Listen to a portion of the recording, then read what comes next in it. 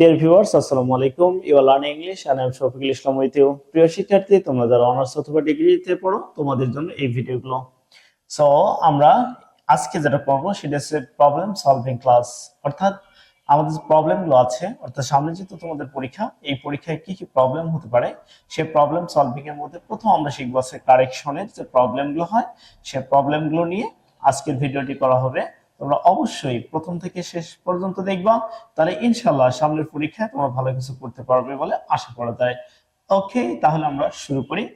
প্রথম দেখো, he told me that he will meet me tomorrow.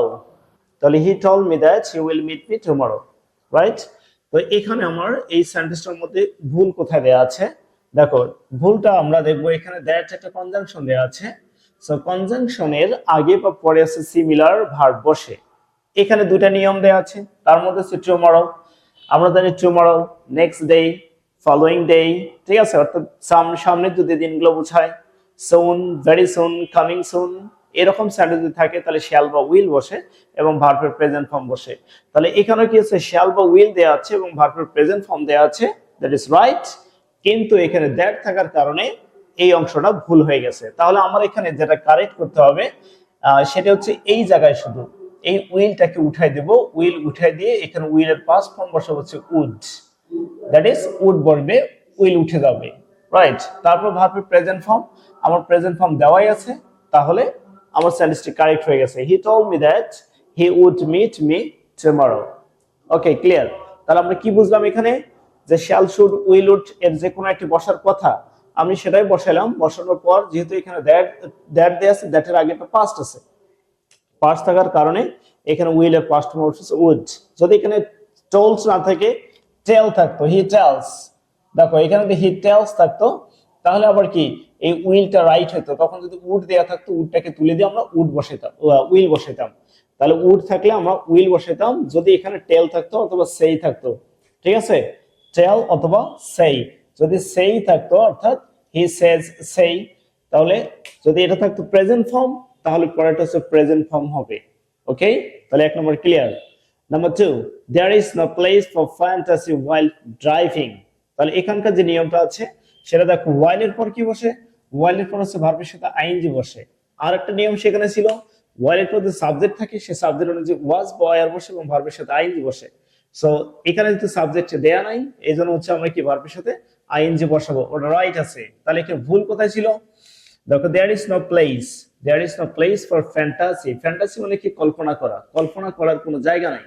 যদি কোনো জায়গা নাই এরকম বোঝায় তাহলে আমার প্লেস বসে না, তখন প্লেস এর পরিবর্তে হচ্ছে রুম বসাতে হয়। দ্যাট মিন্স আমার এই ওয়ার্ডটা উঠে যাবে, উঠে গিয়ে এখানে আমরা বসাবো হচ্ছে রুম।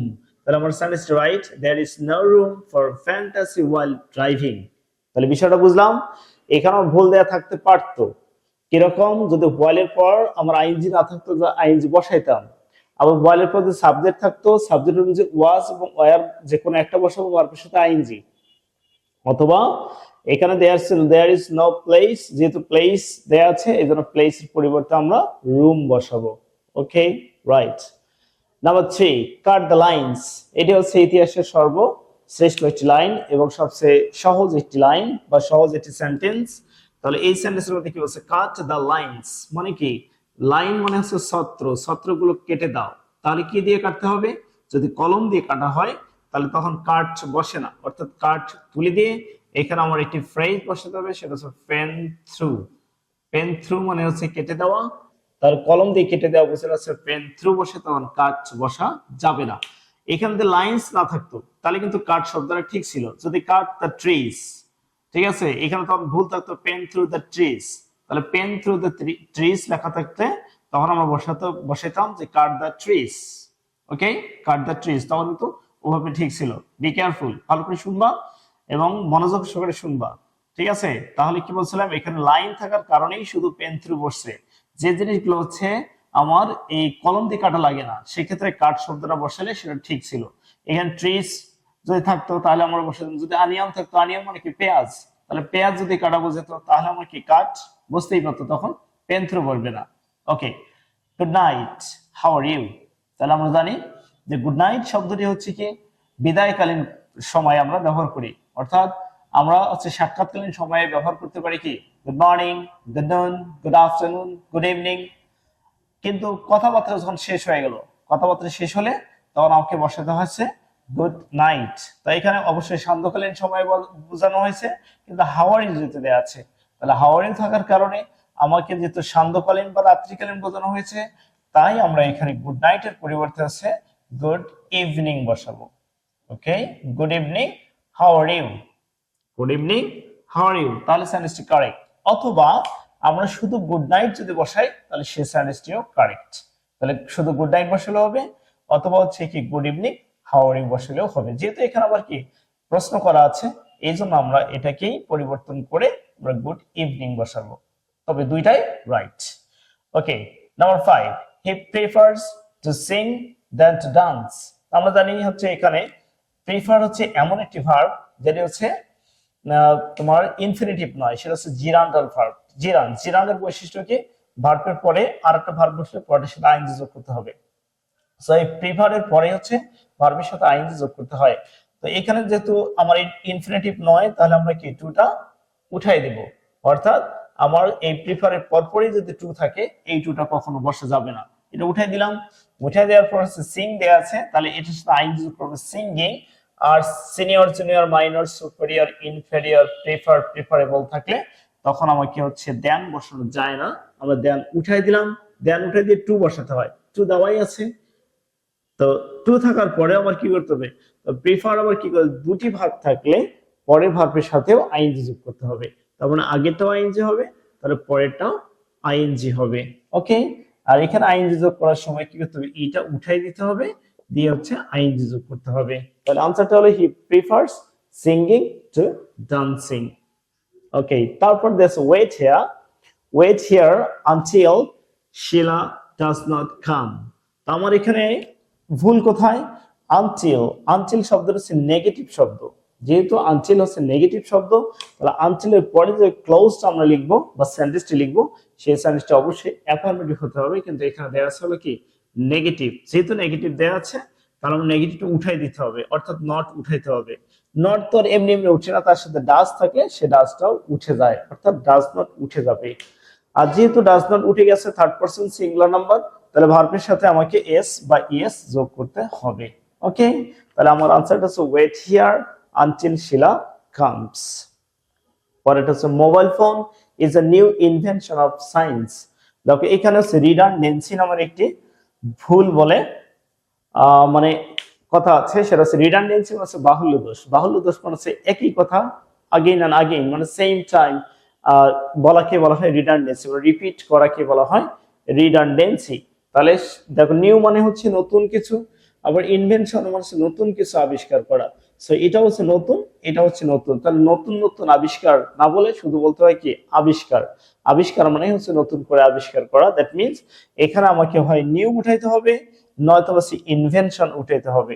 আমার নিউ উঠালে মানে ইনভেনশন উঠালে সেন্টেন্সটা কারেক্ট হয় না, আবার ইনকারেক্ট হয়ে যায়। এই জন্য আমরা ইনভেনশনটাকে উঠাই দিব না, এটাকে রাখবো, আমরা উঠাই দিব হচ্ছে নিউ। মানে নিউটা উঠলেই শুধু হবে না, এরপর দেখো নিউটা কি দ্বারা শুরু হয়েছে, ভাওয়েল দ্বারা শুরু হয়েছে, তাহলে ভাওয়েলের আগে হচ্ছে আবার আর্টিকেল হিসাবে আ বসে না আন বসাইতে হয়। এই জন্য আমরা এখানে কি করব, একটা এন বসাই দিব। ওকে, তাহলে আনসারটা হলো mobile phone is an invention of science. Last one কি বলছে, you and I are guilty. তাহলে কয়জন এখানে দেয়া আছে, দুইজন। একই সেন্টেন্সে যদি দুইটা পারসন দেয়া থাকে, অর্থাৎ ফার্স্ট পারসন এবং সেকেন্ড পারসন থাকে, তাহলে প্রথমে সেকেন্ড পারসন তারপর হচ্ছে ফার্স্ট পারসন বসে। আমার second person you, first person I, এটা ঠিক ছিল। কখন বসে, যদি সেন্টেন্সটি দ্বারা কোনো দোষের বুঝায় না, অর্থাৎ দোষ নাই, তাহলে আমার কিন্তু এই সেন্টেন্সটি ঠিক ছিল।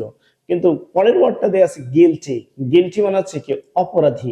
যেহেতু এখানে অপরাধ করা বোঝানো হয়েছে, তাই এখানকার সাবজেক্টের যে অর্ডার, সে অর্ডারটা চেঞ্জ হয়ে যাবে।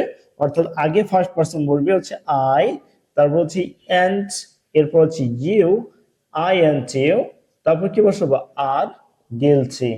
ওকে, অর্থাৎ পয়েন্টটা ঠিক আছে, গিলটি। ওকে, তাহলে দেখো 9 নাম্বার, আমরা এবার চলো let I and you go to college. তাহলে দেখো এখানেও আমাদের যে ভুলগুলো আছে, কোথায় ভুল দেয়া আছে? লেটের পর কি বসে? সাবজেক্টের অবজেক্ট ফর্ম বসে। তার মানে আই এর অবজেক্ট ফর্ম হচ্ছে মি এবং ইউ এর অবজেক্ট ফর্ম হচ্ছে you. Let me and you go to college, এটা একটা মানে স্বাভাবিক কথা, কিন্তু এখানে যেটা দেয়া আছে বা আবার দোষ যদি স্বীকার করা বোঝায়, সেন্টেন্সটা যদি দোষী বোঝায়, তাহলে আগে ফার্স্ট পারসন বসে পরে সেকেন্ড পারসন বসে। সেন্টেন্সটির দ্বারা কোনো দোষ নাই, এখানে বলছে গো টু কলেজ, কলেজ যেতেই পারে। তাহলে এই জন্য আমাকে কি করতে হবে? আবার লেট বসালাম, আগে হচ্ছে ইউ, তারপর অ্যান্ড, মি, বাকি যা আছে তাই। কারণ ইম্পারেটিভ সেন্টেন্স ভার্বের প্রেজেন্ট ফর্ম বসে গো, তাহলে গোই বলবে, বাকি যেটা আছে সেটাই। The girl was hurt by heart, তাহলে দেখো এখানে হার্ট, এই হার্ট নামের যে ভার্বটি আছে এটা হচ্ছে রিফ্লেক্সিভ ভার্ব। হার্ট, তারপর কি আছে? কিল, এনজয়, তার মানে কি? এনজয়, কিল, ফ্যান, হার্ট, এরা যদি থাকে তাহলে রিফ্লেক্সিভ প্রনাউন বসে। তাহলে কার রিফ্লেক্সিভ বসাবো? এই যে হার্ট, হারের রিফ্লেক্সিভ প্রনাউন এখানে কি হবে? Her self. Okay, her self. The girl was hurt by herself. Okay. তারপর কি বলছে দেখো 11 নম্বর, why you would not take the note, তাহলে সেন্টেন্সের কি দেয়া আছে? শেষে প্রশ্নবোধক চিহ্ন দেয়া আছে। জাস্ট এখানে আমাকে কি করতে হবে? দেখো যেহেতু why দেয়া আছে, why এর পরে কি আছে? সাহায্যকারী যদি থাকতো তাহলে শেষে আমার ইন্টারোগেশন হতো। তো যেহেতু why এর পরপরেই আমার সাহায্য দেয়া নাই, তাহলে আমি যদি শুধু এখানে ইন্টারোগেশনটা উঠাই দিয়ে একটা ফুল স্টপ বসাই দিই, তাহলে সেন্টেন্সটি কারেক্ট হয়ে যাবে। তাহলে এটা একটা উপায়, আমি এইভাবেও কারেক্ট করতে পারি। অথবা যেহেতু সেন্টেন্সটি কি দেয়া আছে? আবার ইন্টারোগেটিভ দেয়া আছে চিহ্ন, এই জন্য আমরা কি করব? এখানে উডটাকে সামনে নিয়ে আসব। তাহলে why would you not take the note, এখানে প্রশ্নবোধক চিহ্ন তখন দিব। ওকে, তাহলে এটা দুই ভাবে আমরা কারেক্ট করলাম। আচ্ছা, তারপর ওটা বলছি ইট ইজ আ ট্রু ফ্যাক্ট। দেখো ট্রু মানে সত্য কথা, ফ্যাক্ট মানে সত্য কথা বা সত্য ঘটনা। তাহলে ট্রু মানেও সত্য, ফ্যাক্ট মানে সত্য। তাহলে আবার কি হলো? রিডান্ডেন্সি, আবার হচ্ছে বাহুল্য দোষ।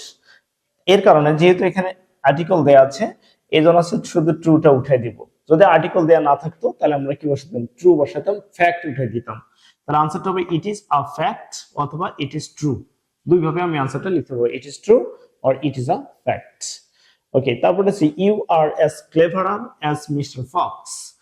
এখানে কি দেয়া আছে? অ্যাজ এবং অ্যাজ দেয়া আছে। অ্যাজ থাকলে হচ্ছে পজিটিভ ডিগ্রি সাইন, অর্থাৎ ডিগ্রি হচ্ছে তিন প্রকার: পজিটিভ ডিগ্রি, কম্পারেটিভ ডিগ্রি আর সুপারলেটিভ ডিগ্রি। যেহেতু এখানে আমার কি অ্যাজ এবং অ্যাজ দেয়া আছে, তাহলে পজিটিভ ডিগ্রি হবে।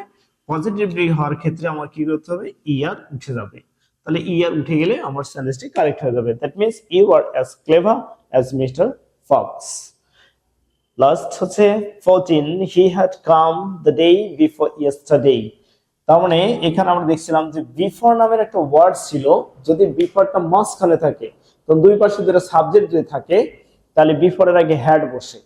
আর যেহেতু এখানে বিফোর মাঝখানে বসেনি, এখানে বিফোর বোঝানো হচ্ছে দ্য ডে বিফোর ইয়েস্টারডে, মানে কি? গত পরশু, গতকালকে তার আগের দিন, অর্থাৎ গত পরশু দিনের কথা বোঝা হয়েছে। তো গত পরশু দিন হলে তখন এটা কি করতে হবে? জাস্ট এটা সিম্পল পাস্ট ফর্ম আমরা বসে দিব। He came the day before yesterday, he came the day before yesterday. আর যদি সাবজেক্ট এটা দুইটা থাকতো, মাঝখানে বিফোর থাকতো, তাহলে প্রথমটা হ্যাড প্লাস পাস্ট পার্টিসিপল হতো, পরেরটা পাস্ট হতো। সেটা হয়নি। পরেরটা she is the better of the two. এখানে কয়জন দেয়া আছে? অফ দ্য টু, টু মানে কি? দুই। তাহলে দুইজনের মধ্যে হলে তখন সেটা কম্পারেটিভ ডিগ্রি হয়। কম্পারেটিভ ঠিকই আছে, ঠিক আছে। She is the better, she is the better of the two. তাহলে এখানে মূলত সেন্টেন্সটা she is the better of the two, সেন্টেন্সটি হচ্ছে মূলত এখানে কারেক্ট দেয়া আছে, এখানে ভুল দেয়া নাই। তার মানে যদি দুইজনের মধ্যে তুলনা বোঝায় তাহলে কম্পারেটিভ ফর্ম বসতেই পারে এবং বসবে। তখনই হচ্ছে কি আমার এখানে দা বসা দিতে হবে, she is the better of the two. Okay, so I hope you understand. For more videos, please stay connected with us. Again, Assalamu alaikum.